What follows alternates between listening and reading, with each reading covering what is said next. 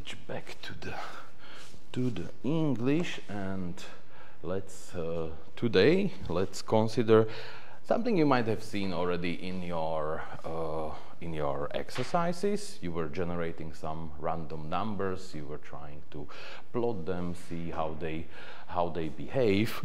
So maybe with this training, let's consider this example. We have several samples, so several times we roll a dice, we take a measurement of a temperature, of a pressure, of anything, and we, for each experiment, mark the corresponding value. What would you have guessed would be an appropriate the two parameters, mean and standard deviation, for the data, for the distribution that generated this data?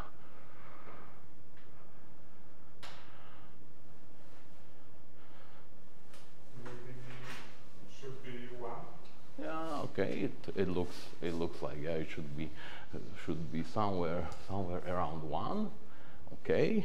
And what about the standard deviation?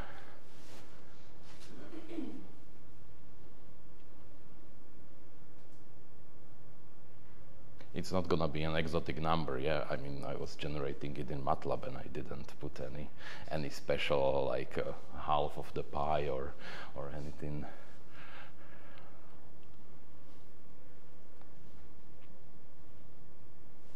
Or maybe how we could guess that. Let's go back to our 1, 2, 3 sigma bands.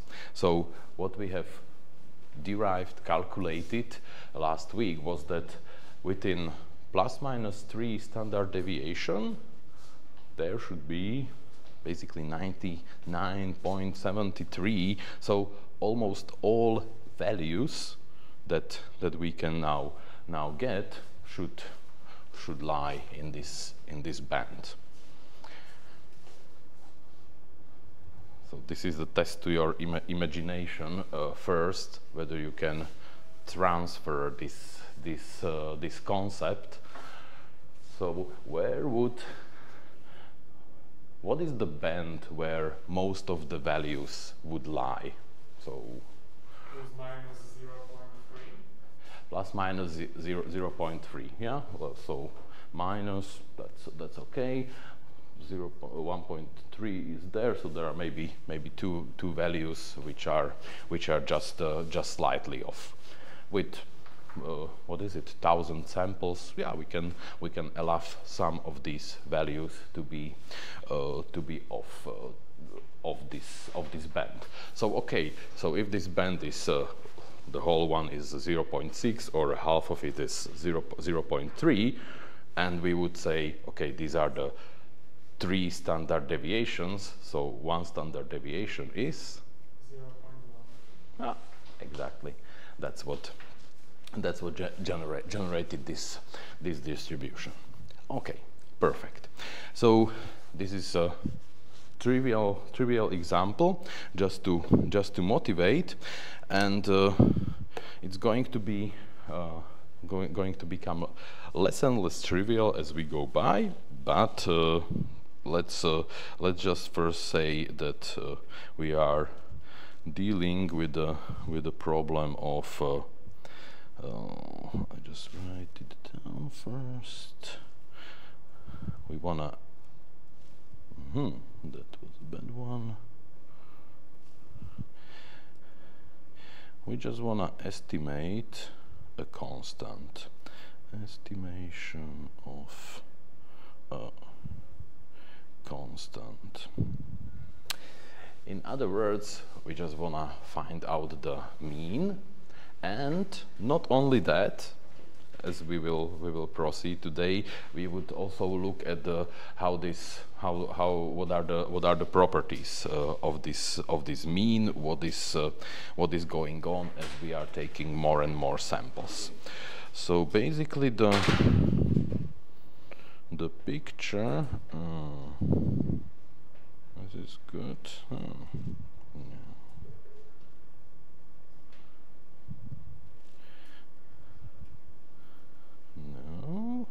at the end of our journey, just very simple problem, we would like to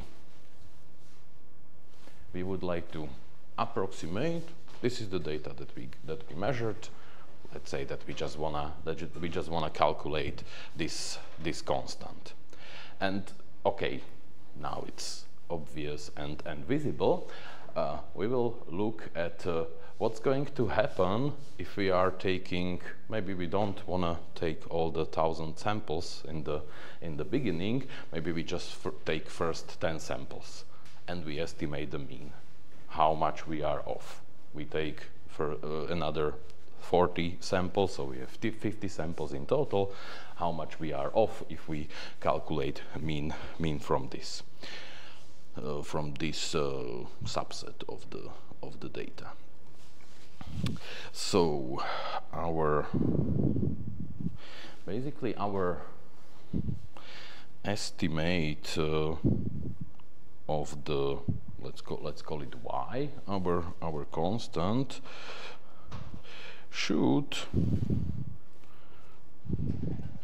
somehow tend to the mean, or we can call it with this y hat notation, y bar notation.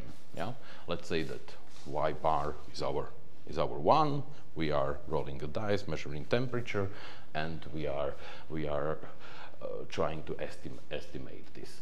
So our estimate of this constant, so it will be y, the hat is there for estimate, will actually change with time. We'll see it in a second, and we are basically trying to find, like, we are trying to get a model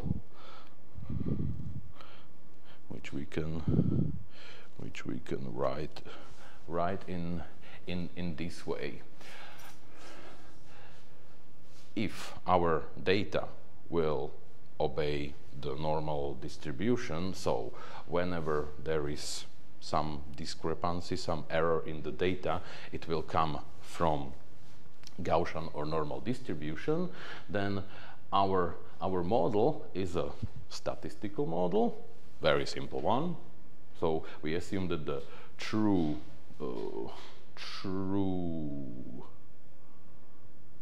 constant y that we try to estimate is going to be the mean that we estimated plus some error that we get because we didn't do million of experiments. So it's either gonna be that we say that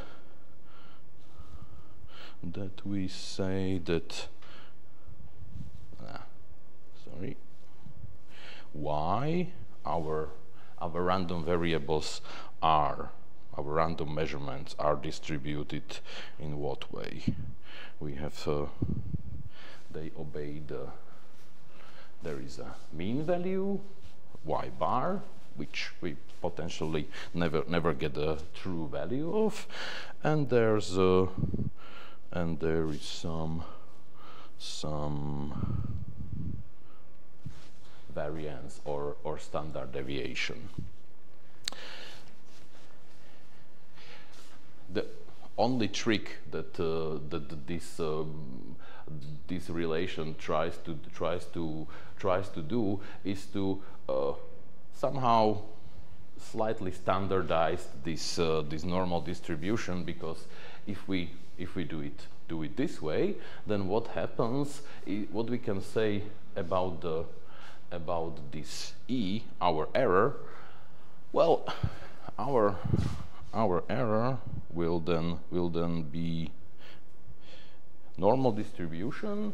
We already took care about the mean, we will estimate it, and so this error will have a zero mean and some, again, standard deviation. Just all about notation here.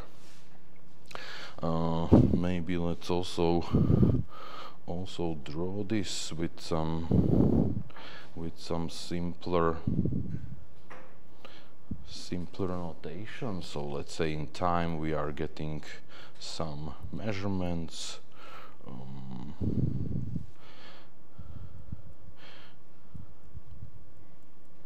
We can start by saying like, yeah, there is a measurement at time t1, t2, t3.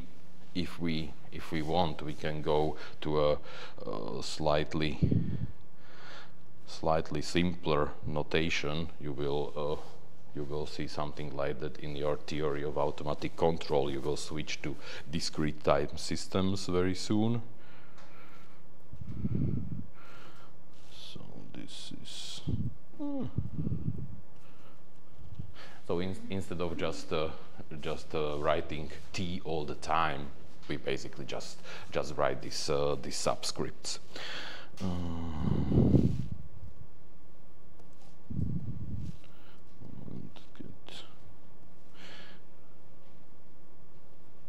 Yeah, so basically just the same thing. We can now even get rid of this notion of time, and let's just say this was the experiment number 1, experiment number 2, experiment number 3, and so on. So if there is no noise in our measurements, this is our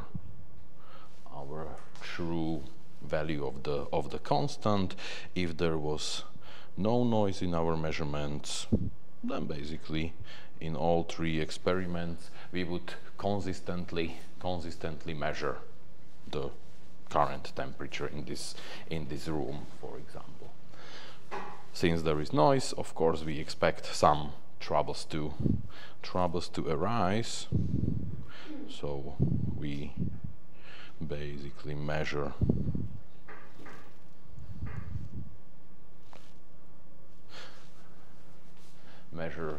for example something like this, yeah, these dots here. And now it's not that apparent anymore. Well, if we calculate the mean out of this, well, we don't really get the black line or the value at y bar, right? Maybe if we calculate the mean, no.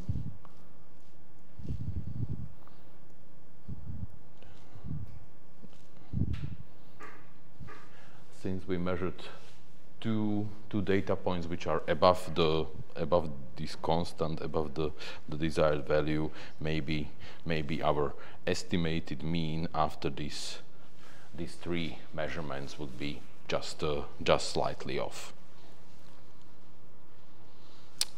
Okay.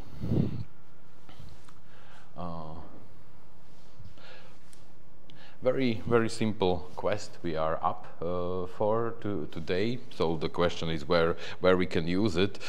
We have some example in your exercises.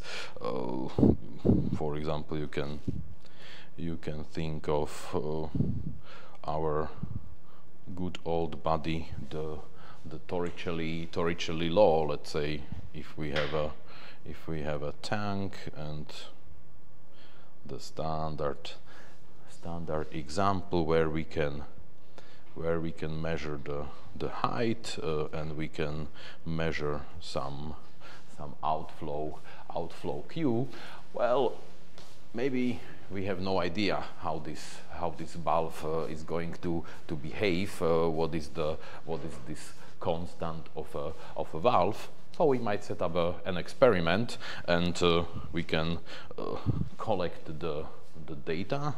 Let's say we have several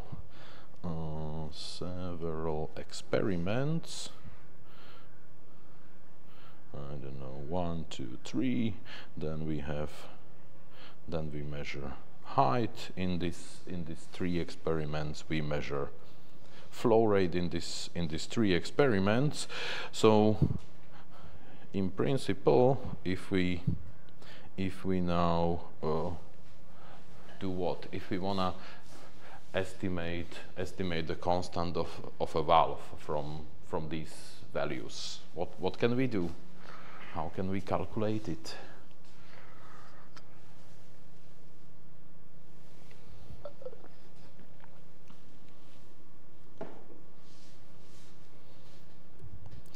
If I just now, I know Q, I know H, I know the flow rate, I know the height. How do I get the constant of a valve? You divide Q by the square. Yeah, exactly.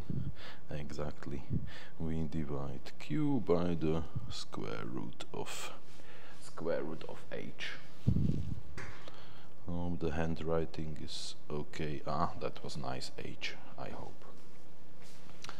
Well, and we again get here some values, and basically this column that we just got, well, it's quite possible that it might start looking like this. Yeah, there will be several experiments, or maybe if we do 3 experiments, it would look like this. So let's try finding the statistically best possible value. Let's try somehow making sense out of this. Of course, similar thing, maybe if you follow if you will experiment with some devices, try to estimate the standard time constants or the static gains of some transfer functions. Well, what can you do? You can, if we have so static gain of some transfer function could be easily defined this way. I'm only using, I do bunch of step tests, or I know bunch of steady state values of the output, and I know bunch of the steady state corresponding values of the input. So again, I have a column of how much did I change the input. I have a column how much the output changed, and I can again get some value of a time constant. If the system is nonlinear, the time constant is not gonna be even unique. If there are some measurement noises, we are again in one of these situations that our data will not show only one consistent value. Yeah. Good. So what to do in such a case? These are big images for later. I just move them here. So what to do? We can even try. Well, what would you do when we talk about, since we talk about statistics? How would you process these data?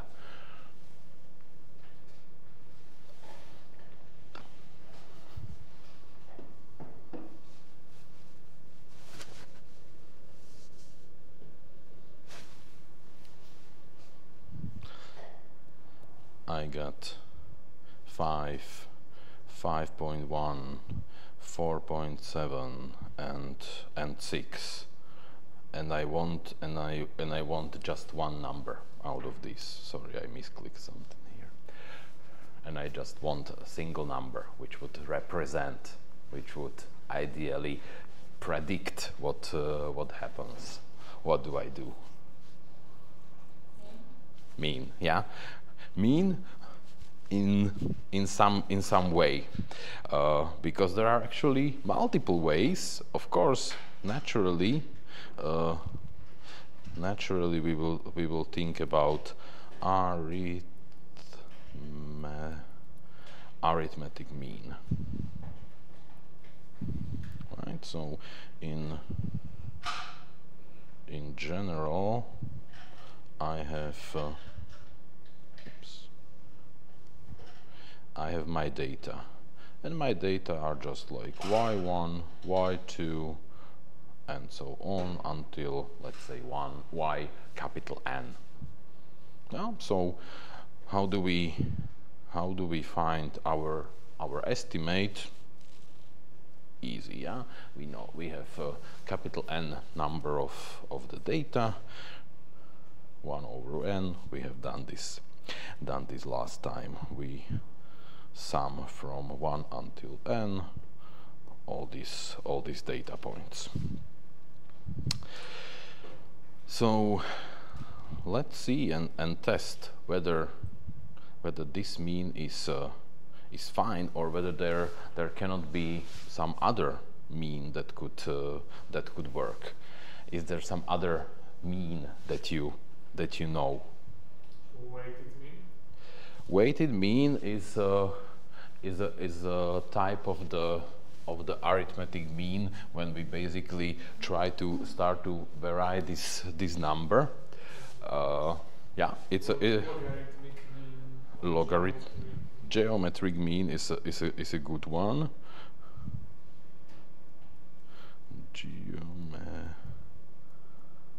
Geometric mean. How can that be written? We will see it here in a second.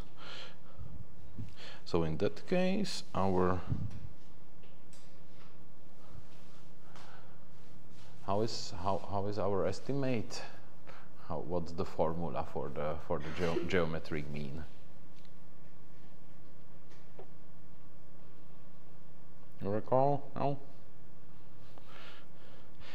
So we are not adding numbers; we are multiplying numbers. Yes, that's the first thing. So y1 times y2 times yn, and since we multiplied a bunch of these in order to get even the same unit of our estimate, we need to take some root. Yeah, we would take the nth root. Maybe you remember in your theory of automatic control, you used one property of the geometric and arithmetic mean. You were trying to find out whether the step response of the two tanks will ever be periodic. And do you recall that? There was one property which is basically comparing the arithmetic and the geometric mean. And how is it? Arithmetic is always greater or equal than geometric, or geometric is always greater or equal than arithmetic? Which one? This is a quick poll.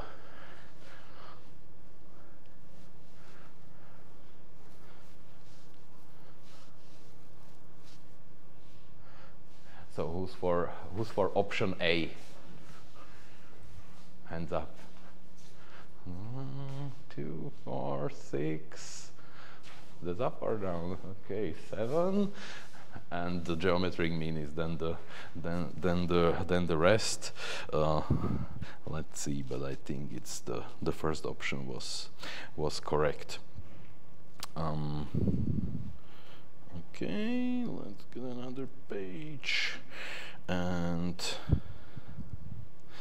we will compare these two. That's what these pictures are showing, and we will compare them with one more that was it got wide media attention during the COVID pandemic, because we had the 7 days median of the incidence of COVID-19. So let's try to also see median. How is median calculated? What's the formula? I don't know formula, but it should be the middle value of all values. Okay, so let's not do the formula, but let's do an algorithm. Yeah, it's also sort of a formula. So if you have these, what was our example? 4.8, 4.5, 5.1, and so on.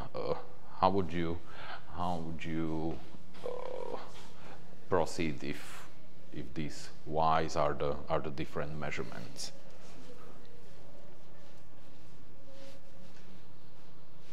How would you program it?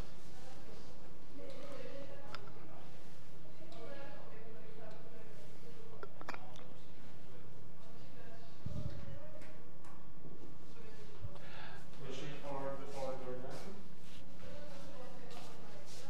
Not bad, right? So we sort, yeah. So we get some y1 tilde y2 tilde until so some sort. So in our example, what's the median here? 4.8. 4.8. Okay. Jakub is today answering for all of us. Okay, yeah. So if we sort, what's going to happen? So this 4.5 will precede the 4.8, right?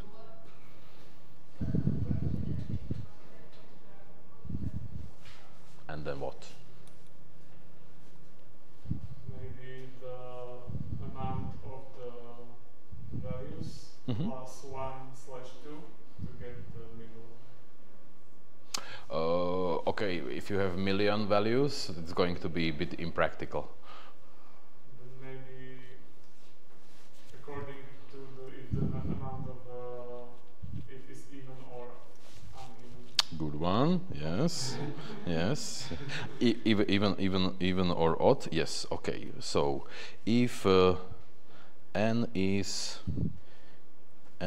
even, that's harder part. So if n is odd, I write it a bit.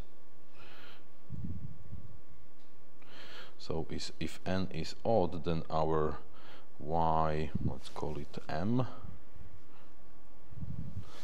will be just what?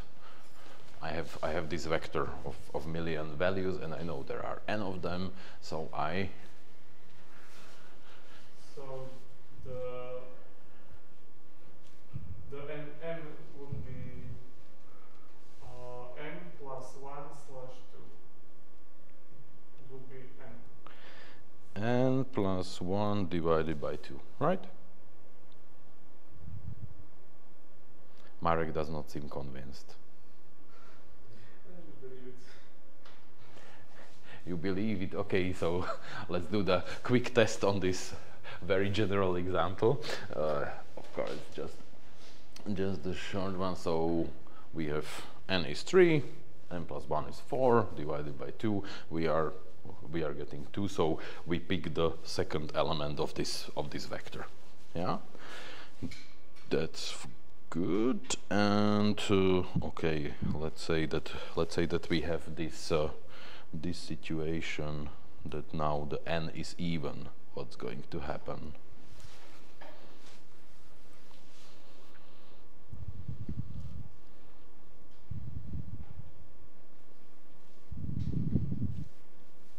So there could be two values that could be median, but I think it should be defined as n/2.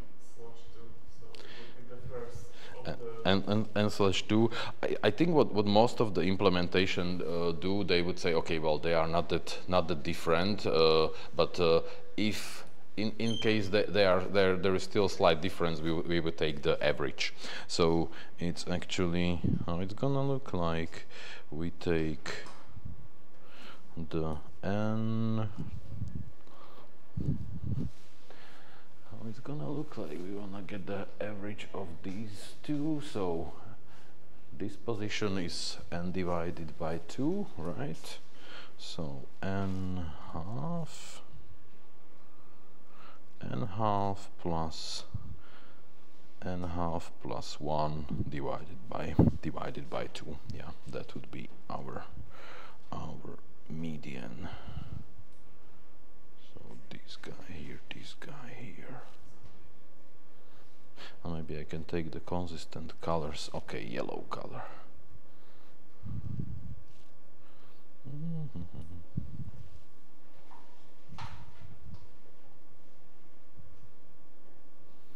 This is how it's gonna be born.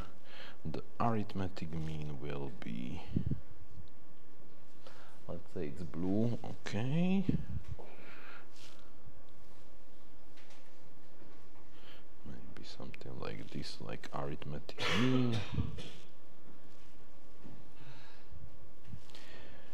geometric mean, red one.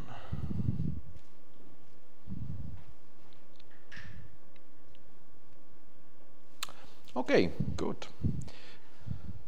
We made it, and let's now put these three variants to test.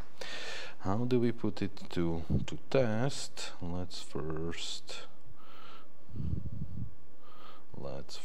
see. Enlarge. Perfect. Let's first see what's going to happen. The same data set of these blue crosses we saw before is just slightly shaded, such that we see a bit better.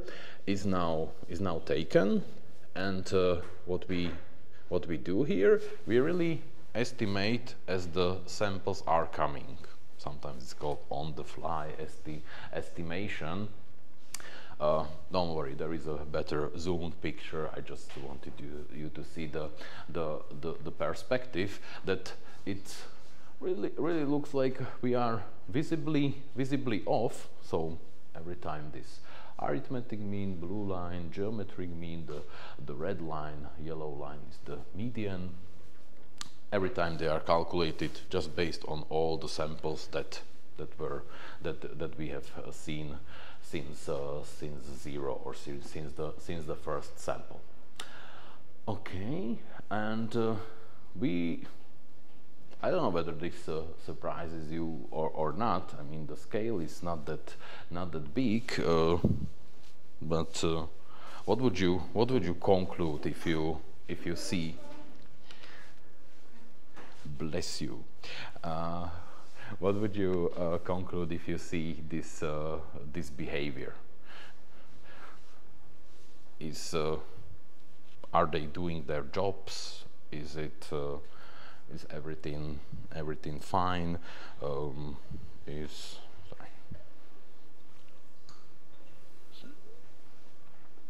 So each mean or median is calculated from how much points?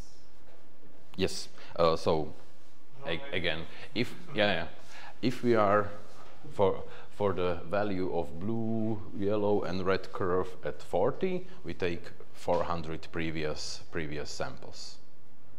Okay. Yeah. So that's why it happens here, that in the beginning, since we don't have enough samples, and well, relative to the scale, I mean, these are not that big numbers, but relative to the scale, we have quite some oscillations. Yeah, they are doing their job. Yeah, all of them are kinda okay after some point in time. What can you also conclude? The noise is much bigger than much higher than actually what we are getting for the estimated, what we are getting even for the error of the estimate. Yeah, we are not that off, even with small number of the samples. Yeah, so they are all fine. Maybe let's take a closer look. So the closer look, I will enlarge it. It's just is it again 1000? Yes. Sample estimate variance. Yes. So we will just now zoom into this.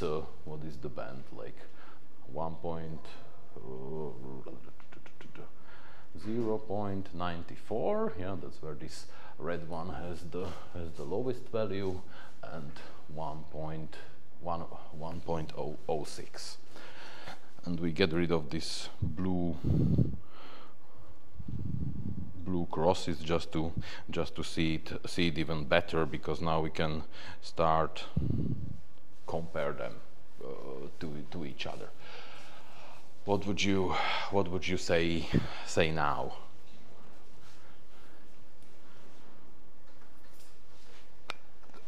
What do you see in the picture? What catches your attention? Positively, negatively? geometric mean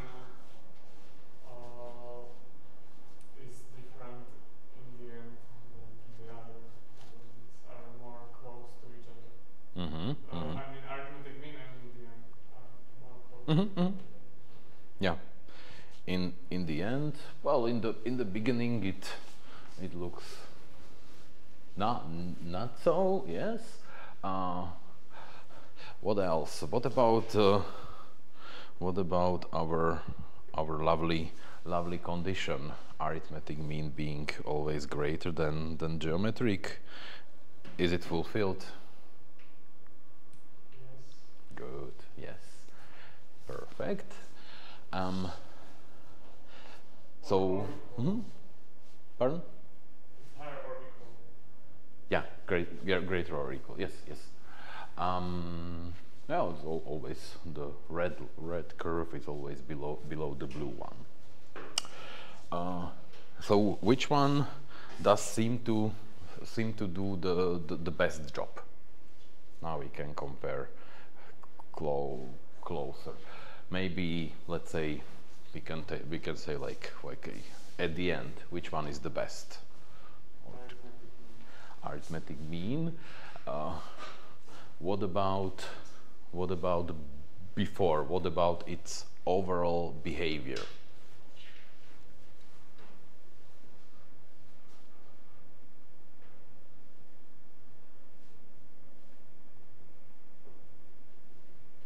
Think about it like this is your, I don't know, master thesis defense, and you wanna describe the results that you see.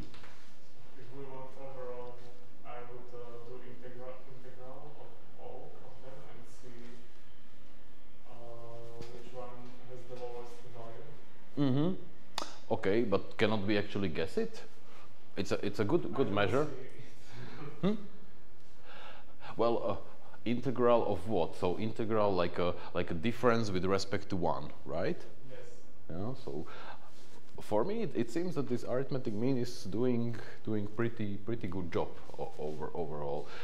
You might be dissatisfied, like here at around 500 something, it already got the correct value, and then some samples. There were some samples coming probably higher than 1, much higher than 1, and they knocked it off for a while, and then it returned. Arithmetic mean seems to be really doing a great job, and what you can notice, the arithmetic mean, it's not it never happens. Okay, let's do it by some contrast. Look at the median, the yellow line. Yeah, it seems like okay, it is settling down, and then something knocks it off. Yeah, there is some violent behavior, like some disturbance to your controller, which doesn't affect, these are the same data taken, yeah? So it doesn't affect the arithmetic mean. So there is some property in the arithmetic mean that also makes it to meander less and less, to be more and more confident as the more samples are taken. Also, we can notice this behavior in the beginning, like this median is getting quite off, but all of them are getting off. It's just the problem with the small sample sizes. Let's do some sort of statistics on this. So let's now observe just this point, which means we will always now take arithmetic geometric mean and median of 1,000 samples, and we will do this 1,000 times. So there is a code for this in the eLearn. You can find it easily and try it. So 1,000 times we generate this situation, new data, to see how they perform. That's a real statistics, like it's 1,000 races. Yeah, this was, you can think of this as these guys, the arithmetic mean, geometric mean, median, they were just running one race. So it's not fair to say like one is better than the other. We can do much better. We generate 1,000 times 1,000 data points, and we compare. So let's see what we get. Oh no, this is move, perfect.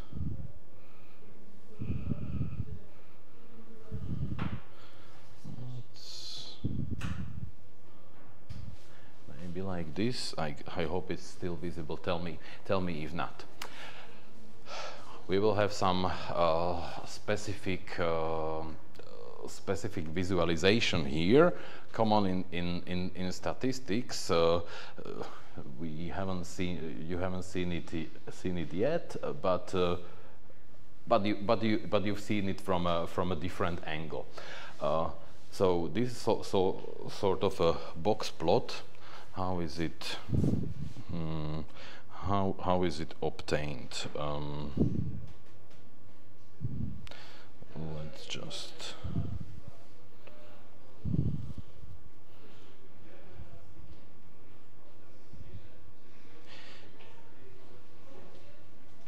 If I would have my normal distribution. Okay. Let's say I have my normal distribution, and this is, let's say, the performance. Now I measured. I took the first 1,000 points. I measured that the what do we have here? The mean that we estimated. Let's just put it there correctly. The mean that we estimated, whether it's arithmetic, geometric, or the median. Well, we get 1,000 samples, so we can do histograms. Well, we can get this sort of statistics. So the histograms you have already seen, and now we can estimate what is the mean error, or most probable value that the arithmetic mean will capture once it saw 1,000 samples. Yeah, so this is the estimate. So the red line here corresponds with the red bar here. The rest of the plot is, you can imagine it as taking this histogram, this curve, and turning it, and then just visualizing, like in this box there is the top of this hill rising, and the box is not just some box. It actually brings us back to the distribution function. It would mark.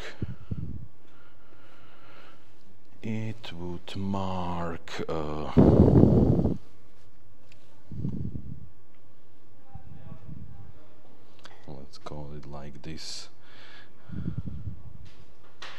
It would mark the point where the cumulative distribution function will reach the value of 0.25. In other words, there is 25% of the race results of the arithmetic. No, what is below of the arithmetic, geometric, and median, which are below this value. Yeah. So basically, there is 25% of the values that they reached after getting the 1,000 samples and doing the mean. And so the box is a box for this reason. So what we could expect here, this is 75%. So there is 25% here below 25% below. That marks this to be the 75%. So here we would find 50% of the outcomes. Yeah, so it's quite dense. So the arithmetic mean, for example, has a 50% chance that its error would be, let's say, would be around what, 0.00 maybe 3, yeah, plus minus 0.0003. Yeah, make sense? I like skeptical face of Marek. Okay. If you are feeling lost with that, let me know. Let me know. What about the rest? These black lines, black bars. Basically, they would say what is the spread of the data points. So there was, within this interval, there was some race. There was one result of a race happening. So the median. There was some case where median reached at the end of the 1,000 samples run 0.98983. Yeah, it failed to estimate the number 1.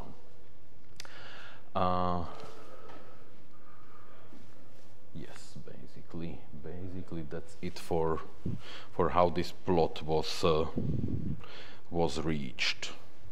If it's clear, then let's go back and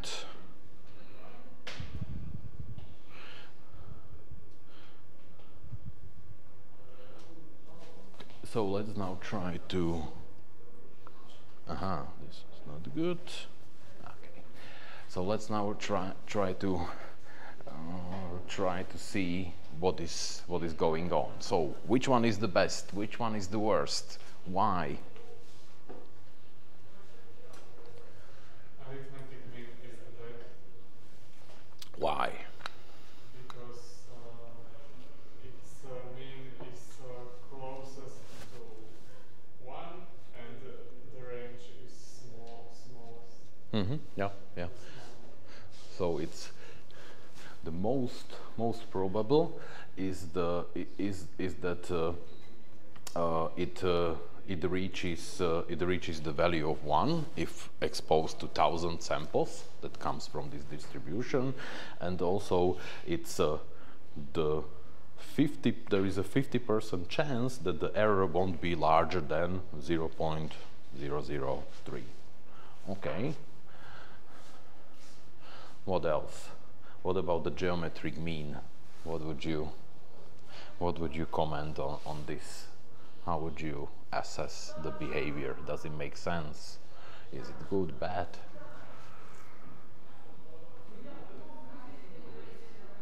So the value is a little bit off. It's smaller than arithmetic mean, but the range is similar. Yeah. Basically, it's what we see is just, again, arithmetic mean being greater or equal than geometric mean, and this is basically it's like a copy paste with just lower values. And the winner, last and also least. So the worst one appears to be median in some respect. Which respect? What do you think is happening there?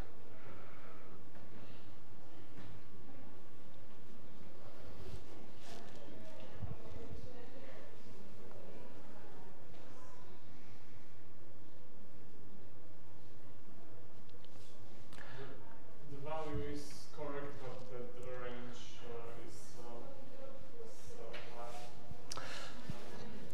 Value is correct. Okay, so it's still sorry, most probable that that it will reach the value of 1. But it's also quite probable, or more probable, that it will have error larger than the arithmetic mean. Yeah, that's what the size of the box tells us. And of course, this spread is the largest among all. So we can get, it's possible, not very likely, but possible to be off by, what is it, 0.002 almost. Yeah.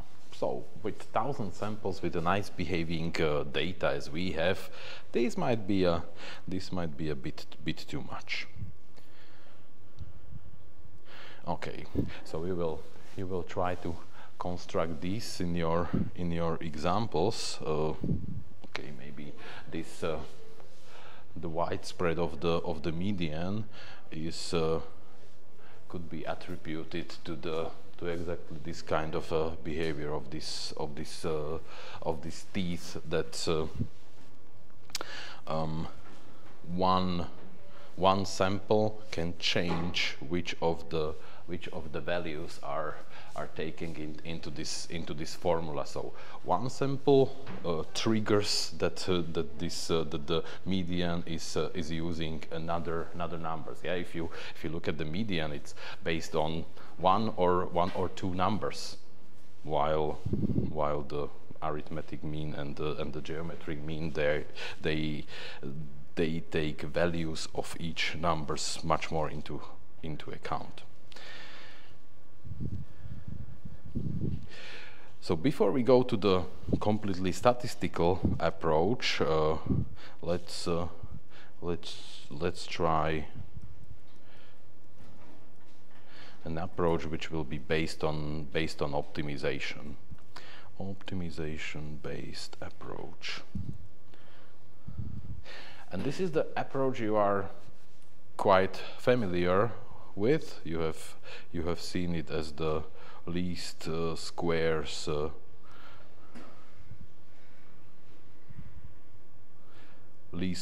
estimation.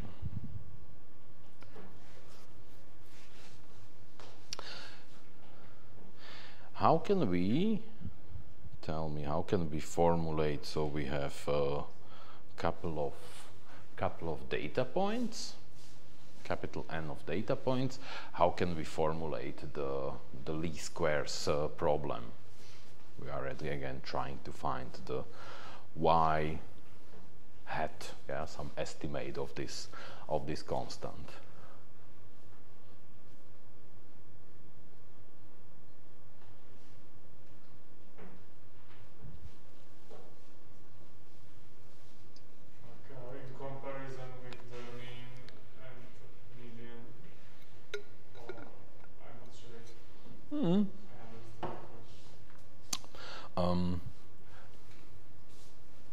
Forget about arithmetic mean, geometric mean.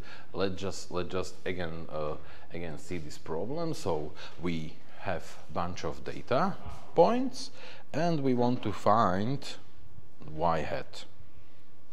Yeah, so that's our question.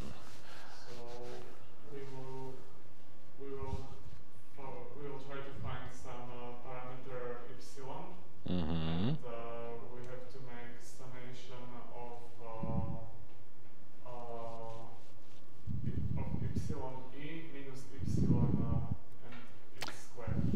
Okay, yeah, minimization with respect to y hat, sum of yi minus y hat square, and the sum goes from I equal to 1 until n. Yeah, that's a number. That's a number of our data points. Sounds like a nice little problem. How do we solve it?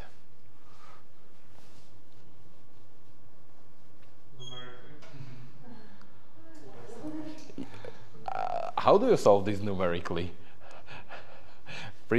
It's quite hard because we just have here some bunch of letters. Yeah.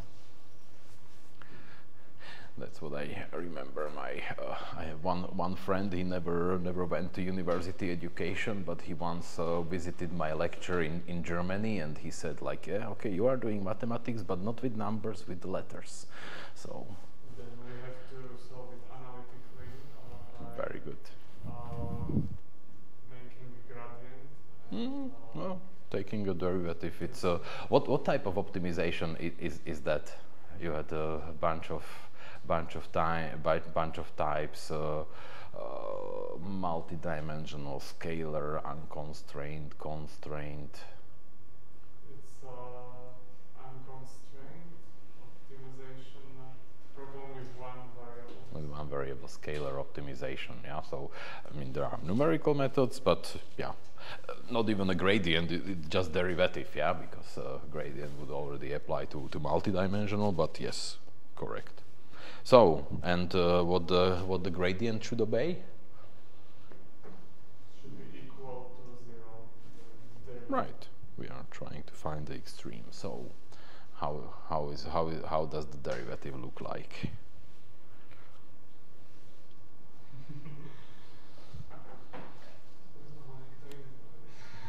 Yeah, just remain silent, and somebody will pick that up.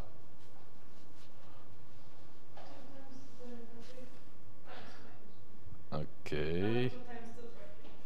2 times the bracket. What about the sum? Oh.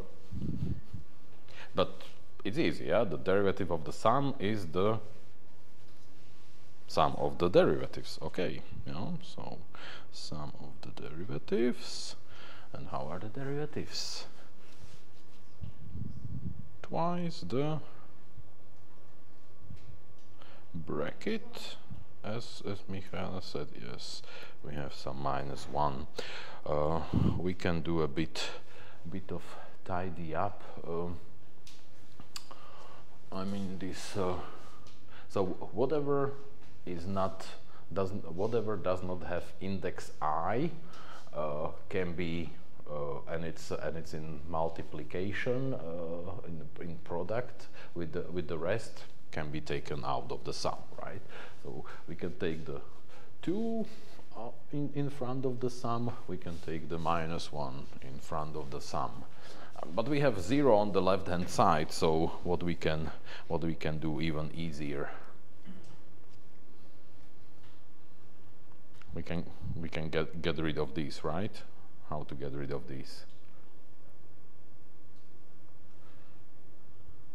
Oh, if we just multiply by -1/2, or we divide by -2. Oh, so what we are left with? This sum, and what yi minus y hat. Okay. What next? Maybe we should now divide this bracket. Or divide, separate this bracket. By making 2 sums. Mm-hmm. Exactly. One sum minus the other. From I equal 1 to n of yi's, and then we have minus. Okay, let's write it as a sum, but then we will see. We can make it simplified.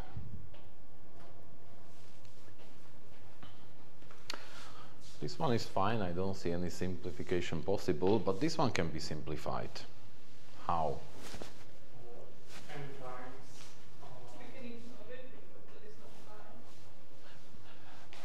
time. Ignore it. Yeah, and what? So if I and what to write instead of it? That wouldn't be equal, right? Because it says like take one banana until you get n bananas. Yeah, so But there is no y. yeah, but it's still the sum. It has to go through all the values. But for the indexes. Yes. Well, Yes. Won't change, but Yes, yeah. So there are two versions. The version which Jakub is up for is to say, well, we are adding n times. Yeah, there is one banana, second banana, third banana, until we get to n bananas. Yes, so we calculate it.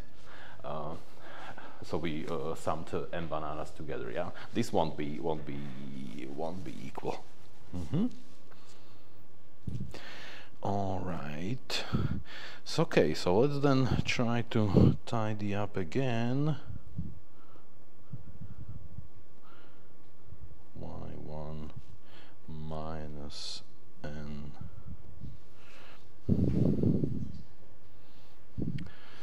And let's see.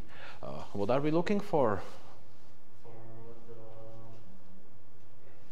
For the epsilon with y hat. How do we get y hat? It's arithmetic mean. Right. So the sum slash n. Yeah. Everybody sees that, right? I take the n times y hat on to the left hand side, it becomes plus, and then I divide what remained on the right hand side.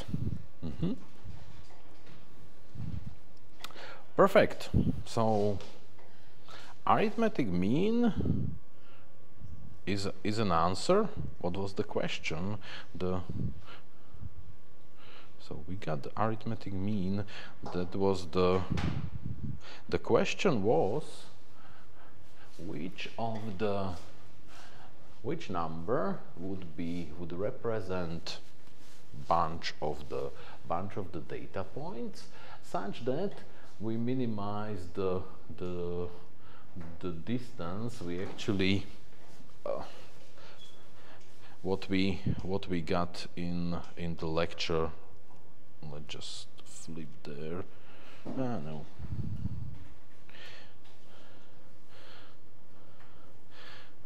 What we got in our lecture last week. Well, this is basically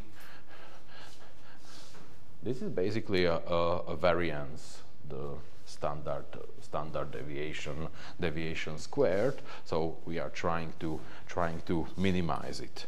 Yeah. So that's why it can.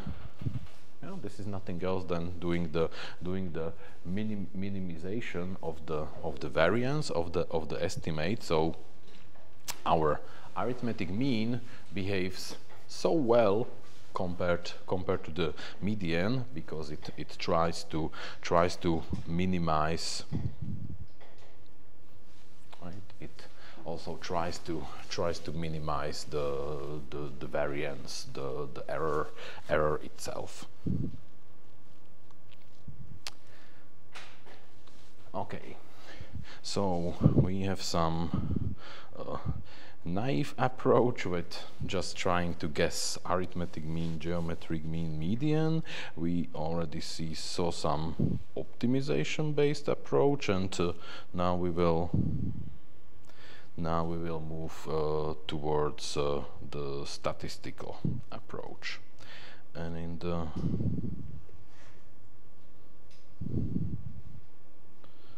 approach,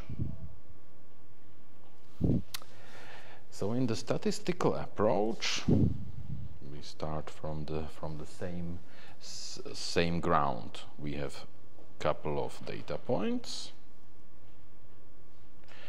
and we embrace the fact that these data points are coming from some normal distribution with the mean value y bar and with some variance or standard deviation. The distinguishing fact will now be that we want to now take the n samples and we want to find the most probable value that would represent these samples. So for this, what we have seen so far, we have seen our PDF, our probability density function, and let me now say,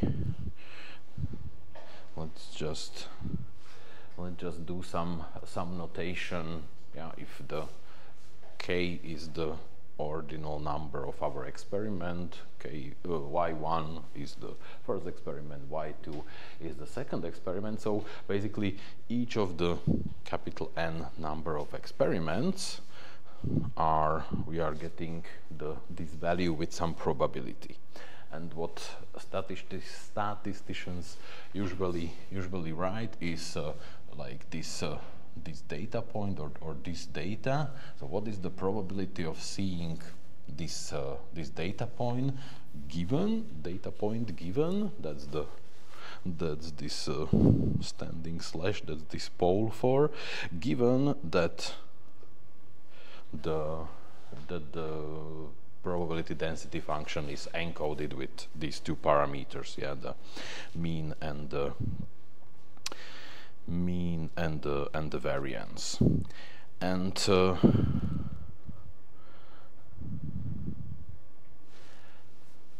this is okay, but it's not quite helpful for our case, because our case is actually different. Yeah, it's other way around. We are given some data and we are trying to find, well, we can either find the mean, and in the statistical approach we will soon find out we can also find the variance. So for this we actually can use the very same mathematical function. It's just it will be given a different name. So if we just say that we have given some parameters,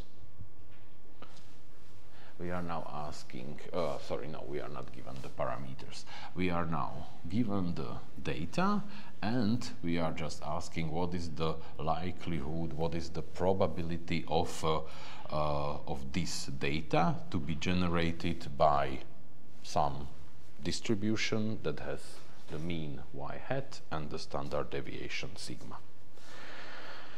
So let's say like this. I mean, nothing really changes. It's still, this is still our good old Gaussian function, Gaussian probability distribution. Okay, let me write it.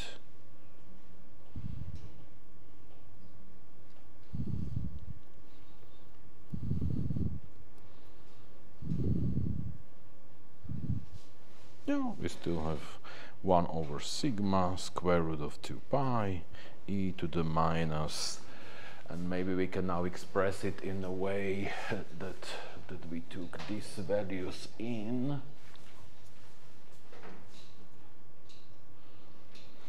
So yk minus the mean squared divided by 2 to the sigma squared. It's nothing really fancy. It's just just a different name. So this function is called likelihood function. Oops.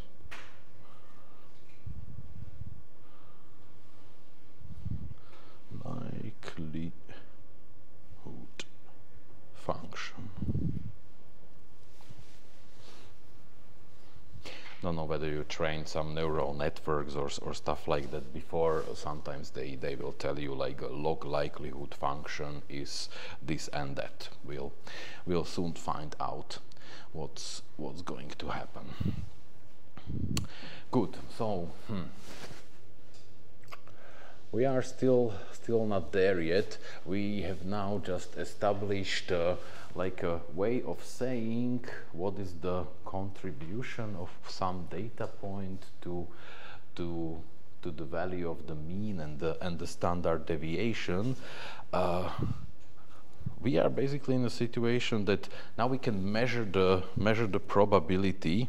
If we guess y hat and sigma, then we can find out, okay, the likelihood of that y hat and y bar and sigma given the data point yk is this and that. Yeah, so basically we have like L for y1, yeah, because that's the number that we measured. Yeah, that's one of the blue crosses. We have the same, same thing for the y2 and dot dot dot.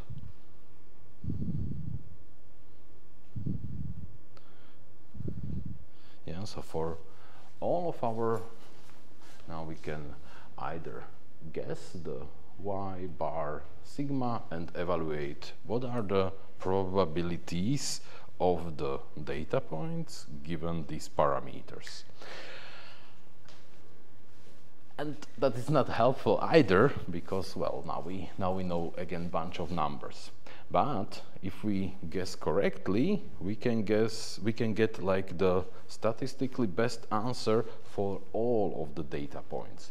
So this is the same situation of like I roll the dice once, I roll the dice second time, I roll it third time, fourth time, and so on.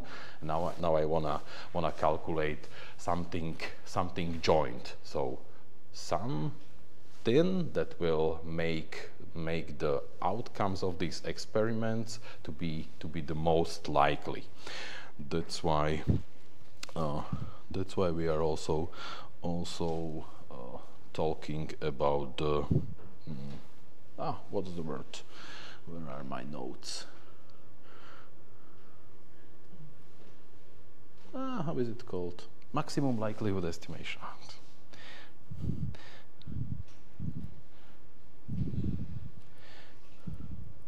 Maximum likelihood estimation.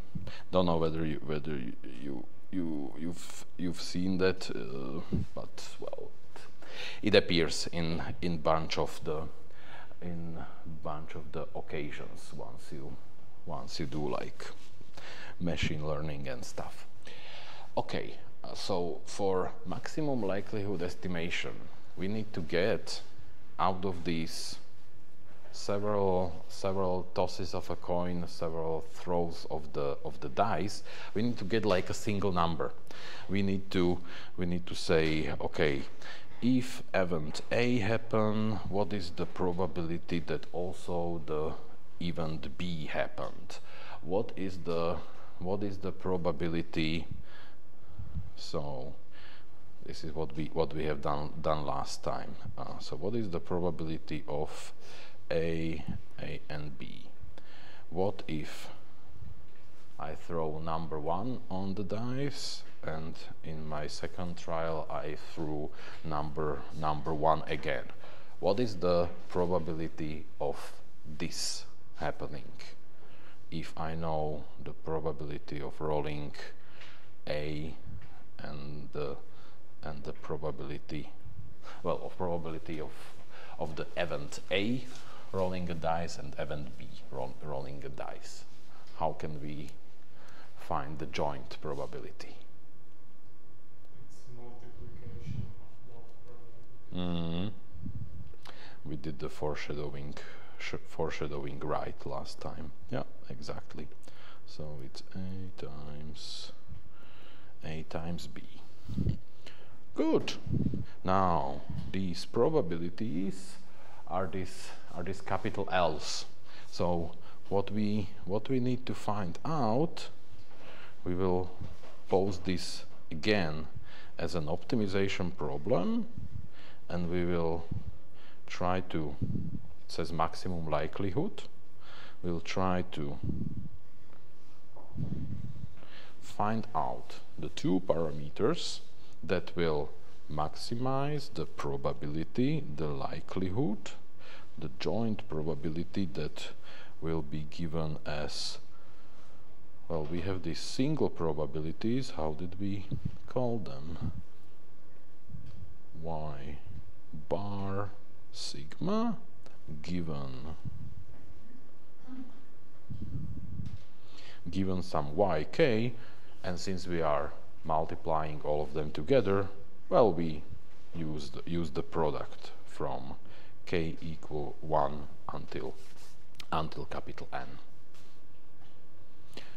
Okay, and this is going to take more than 5 or 10 minutes, maybe 12, but let's continue on this next time. So we are getting this cliffhanger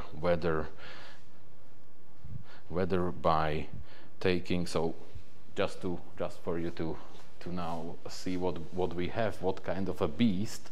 Now we want to take the maximization. We are trying to find two values.